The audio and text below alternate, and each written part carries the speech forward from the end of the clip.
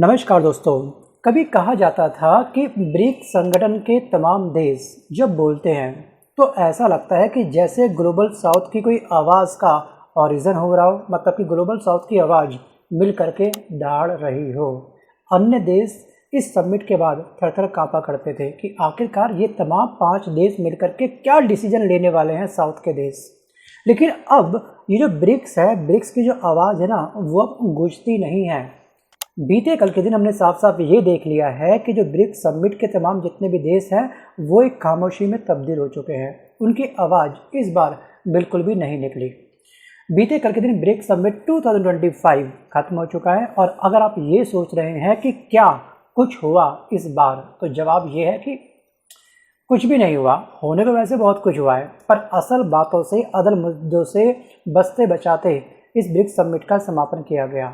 अब सवाल ये भी है कि क्या ये संगठन अब भी उतना ही दमदार है जितना 2001 में हुआ करता था, जिस समय ब्रिक की स्थापना की गई थी, जब गोल्डमैन सैच के जादूगर जिम ओ'नील ने ब्रिक शब्द बनाया था। या फिर अब ये केवल एक पावरफुल ब्लॉक नहीं है, बल्कि कहीं ना कहीं ये शायद अब व्हाट्सएप ग्रुप बन चुका है, वो भी बिना एडमिन के। जिसका जब मन आए रिप्लाई करो आकर के, जिसका जब मन ना आए तो कुछ मत करो, कोई दिक्कत नहीं है। व्हाट्सएप ग्रुप में यही तो होता है, सभी एडमिन हैं, जिसको जब आना है ग्रुप में आकर के अपना मैसेज ड्रॉप कर देता है, वरना कुछ लोग साइलेंट यूज़र या फिर एडमिन के मेंबर बने रहते हैं। इस बार की बैठक हुई थी दोस्तों रियो डी जेनेरियो में। सेम यही ग्रुप एडमिन जैसा, व्हाट्सएप ग्रुप जैसा सिनारियो हमको इसके अंदर देखने को मिला, जहाँ पर समुद्र की लहरें ज़्यादा शोर मचा रही थी, ज़्यादा जोश में थी। वहीं पर दूसरी तरफ जो ये समिट था, ब्रिक्स समिट के तमाम जितने भी देश थे, वो बिल्कुल खामोशी के साथ बस केवल बैठे रहे, एक दूसरे को बस केवल निहारते रहे।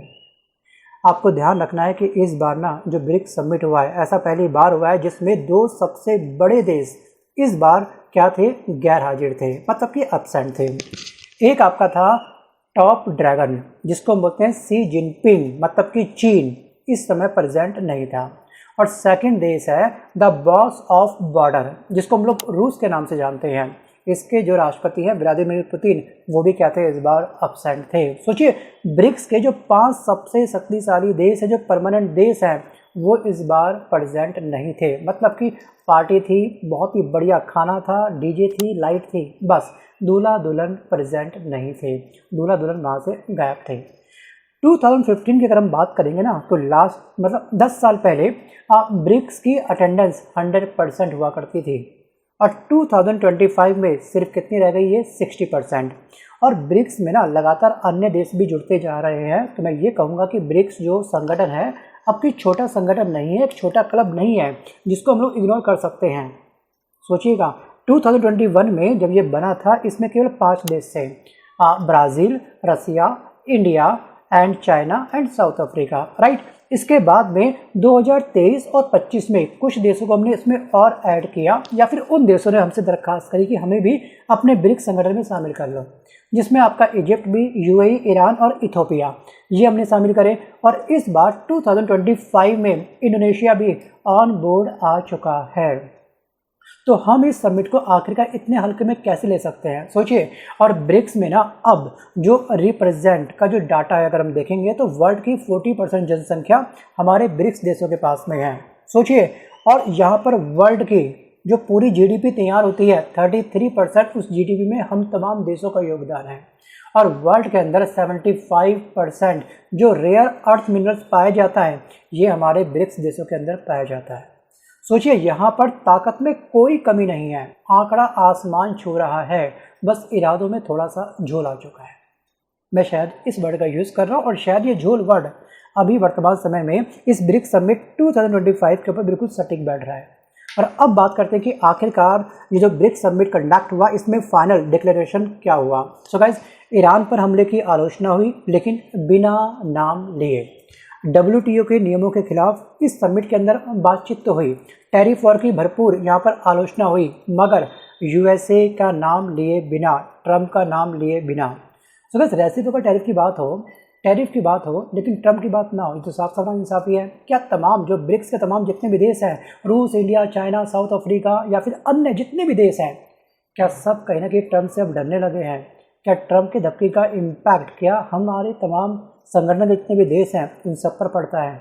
क्या हम सब मिल करके भी क्या ट्रंप को रिप्लाई नहीं कर सकते हैं? क्योंकि हमारे इस समिट के बाद में ट्रंप ने हमको एक धमकी और दे दी है, हमको एक डेडलाइन दी है, और यहाँ पर 1 अगस्त से पहले साफ साफ उन्होंने ये बोला है कि अगर आपने कोई भी डिसीजन लिया अपने पर्सनल फेवर पर तो मैं ब्रिक्स संगठन के तमाम देशों के ऊपर एक अच्छा खासा टैरिफ लगा दूंगा। वैसे ट्रंप ना अपना एक अलग ही ट्रम्प कार्ड चल रहे हैं, लेकिन इसके इस ट्रम्प कार्ड से हमें इफ़ेक्ट नहीं पड़ना चाहिए, क्योंकि हम लोग वर्ल्ड की सबसे बड़ी जनसंख्या रखते हैं और हम लोग वर्ल्ड की जो एरिया है सबसे अधिक रखते हैं। 33% जीडीपी वर्ल्ड के जीडीपी के हिसाब से कोई कम आंकड़ा नहीं है।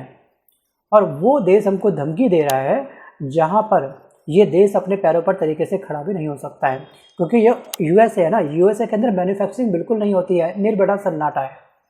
सोचिए, ये दूसरे के देशों के ऊपर डिपेंड है और फिर भी लगातार ये रेसिप्रोकल टैरिफ के वॉर हमारे ऊपर चलता रहता है और हम इससे डरते भी रहते हैं। और आपको याद होगा ना, अभी चंद महीनों पहले डोनाल्ड ट्रंप ने एक अजीबोगरीब सी स्टेटमेंट दी थी हमारे ब्रिक्स संगठन को लेकर के। ट्रंप ने ये कहा था कि जब से मैंने ब्रिक्स संगठन के तमाम देशों को 100% टैरिफ लगाने की बात करी है, तब से ब्रिक्स संगठन टूट चुका है, कहीं खो चुका है, या फिर कह सकते हैं कि डिस्ट्रॉय हो चुका है। ये थी इनकी स्टेटमेंट, और वही स्टेटमेंट हमको बीते कल के दिन बिल्कुल सही और साफ साफ सच होती हुई दिखाई दी, क्योंकि दो बड़े देशों का अपसेंट होना कोई मामूली बात नहीं है।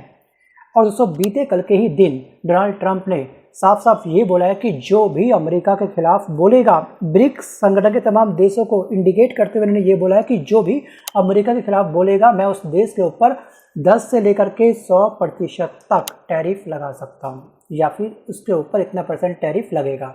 मतलब ब्रिक्स बना तो है, बट वेस्ट को चैलेंज करने के लिए हमने ब्रिक्स को तैयार किया था कि हम अपने व्यापार को अपने तक ही कहीं ना क्या करेंगे, सीमित कर लेंगे, और जो डॉलर के ऊपर हमारी जो डिपेंडेंसी है, निर्भरता जो है, हम उसे कम करेंगे। बट यही बात डोनाल्ड ट्रंप को बर्दाश्त नहीं हुई, क्योंकि उनका मोटा मोटा बेनिफिट होता है। जो भी डॉलर के अंदर व्यापार करते हैं ना देश, उनका एक मोटा मोटा प्रॉफिट होता है बिल्कुल बैठे बिठाए। जैसे आपको याद होगा कि लास्ट ईयर नवंबर मंथ में जब ये ब्रिक्स समिट हमारा हुआ था, उस समय हम तमाम देशों ने ये सोचा था कि हम अपनी अलग से सेपरेट करेंसी लॉन्च कर देंगे। उसके ही दिन शाम को कुछ घंटों बाद ही हमको क्या हो गया था, एक धमकी मिल चुकी थी ट्रंप से कि आप ऐसा करके दिखाओ, मैं फिर आपकी हर वस्तु पर 100% टैरिफ लगा दूंगा। वो बातें आपको याद होंगी, और पिछले वीडियो में कई बार मैंने इस तरह के स्क्रीनशॉट विद प्रूफ के साथ आपको अटैच करके दिए थे। आप सोचिए इस बार चला क्या है इस ब्रिक्स समिट के अंदर, कुछ खास नहीं हुआ है। ठीक है, अगर हम रूस और यूक्रेन के युद्ध के बारे में इस बार अगर हम चर्चा करते हैं, तो इस बार सभी देशों के ऊपर जुबान पे ताला लगा हुआ था, क्योंकि रूस के हम खिलाफ नहीं बोल सकते हैं, रूस ब्रिक्स संगठन में शामिल है। यूक्रेन के खिलाफ नहीं बोल सकते क्योंकि यूक्रेन को इस समय अमेरिका सपोर्ट कर रहा है। तो इस बार हम कह सकते हैं कि ब्रिक्स सेलेक्टिव नरेशन के जाल में बुरी तरीके से क्या था, इस बार फंसा हुआ दिखाई दिया। जी हाँ, जिससे वो खुद लड़ना चाहता था वही आज उसका हिस्सा बन गया है। क्या ब्रिक्स वो संगठन बन पाएगा जो वेस्ट के सच में, या फिर वेस्ट को सच में एक कांटे की टक्कर दे सके? आपको क्या लगता है? एक्चुअली यहाँ पर अमेरिका की लगातार हमको धमकियाँ मिल रही थी, तो किसी भी देश ने शायद ये सोचा कि यार नहीं, रिस्क लेना बेकार है, बड़ी मुश्किल से हमने अपने व्यापार को संभाला है, अगर इसने रेसिप्रोकल टैरिफ लगा दिया ट्रंप ने, तो हमारा व्यापार ठप हो सकता है। तमाम देश ना, इस बार ब्रिक्स के तमाम देश इस समय डरे हुए और सहमे हुए थे। और यहाँ पर इंडिया पाकिस्तान के युद्ध के बाद में ना हमारी चीन के साथ में रिश्ते थोड़े से इकट्ठे हो चुके हैं, थोड़े के बहुत ज़्यादा हो चुके हैं, और यहाँ पर भरोसे की भारी कमी हमको तमाम देशों के अंदर दिखाई दी है इस बार।